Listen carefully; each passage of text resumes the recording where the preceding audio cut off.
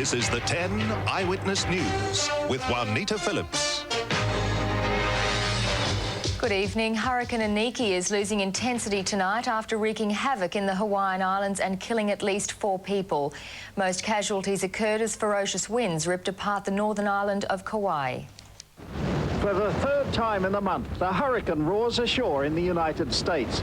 This time the target is the island of Kauai, northernmost island in the Hawaiian group. Lashing it is Hurricane Aniki with winds gusting to 250 kilometres an hour.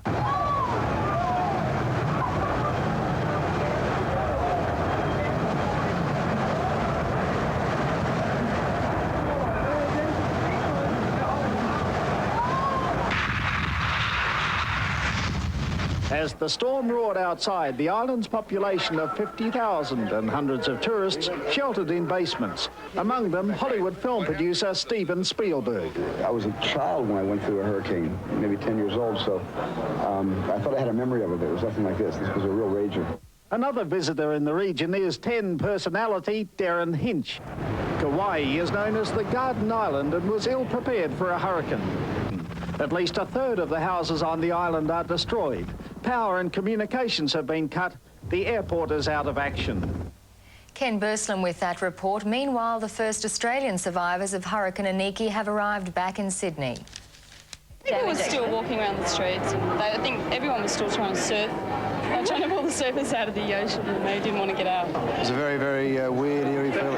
Well, it was just like a big storm. It wasn't high winds, big surf. There was surf coming through the basement of the hotel, but basically within about 4 hours it was all over.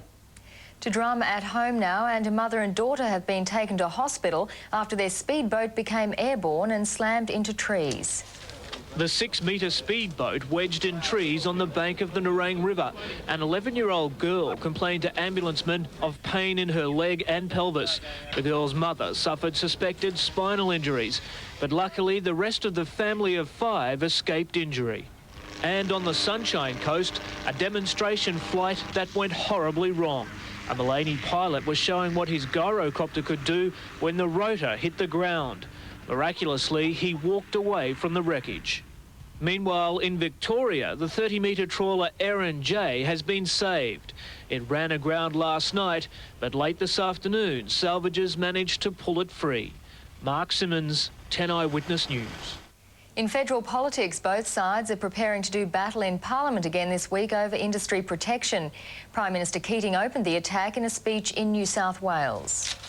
On the campaign trail in the hometown of former Labor hero Ben Chipley, Prime Minister Keating continued his bid to paint the opposition as hardline economists. Our starting point is that there should be a car industry. Theirs is simply restructure or perish. At the same time, opposition leader John Hewson is planning to spell out the coalition's low-tariff platform to the motor industry. And with Parliament set to resume this week, critics of the opposition's low-tariff stand face the prospect of possible censure from their parliamentary colleagues. Our people know that discipline and unity is important. If they want to win the next election, they've got to operate as an effective team. And if somebody steps outside that, they'll be called to account in the party room. But John Hewson says internal party unrest has been blown up out of all proportion. Tony O'Leary reporting there. The Australian Medical Association has given its formal support to a planned national strike by 10,000 junior public hospital doctors.